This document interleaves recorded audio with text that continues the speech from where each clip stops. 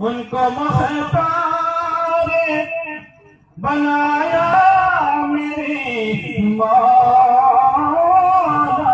نے، خلد میں بس وہی جا سکتا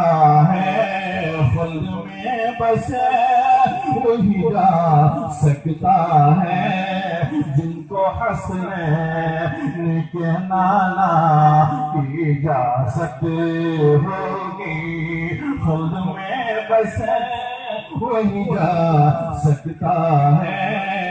جن کو حسنین کے نانا کی اجازت ہوگی، تیرا وسیلہ ہے میرا، رنج و غم میں بھی سینہ مجھ سے راحت ہوگی۔ اور شاعر نے ایک مضمون کو بڑے ہی پیارے انداز میں شعر کو لکھا، سماعت کریں کہ آج ہم نبی کا ذکر سنتے ہیں تو ہمارا دل مچل جاتا ہے۔ آج ہم نے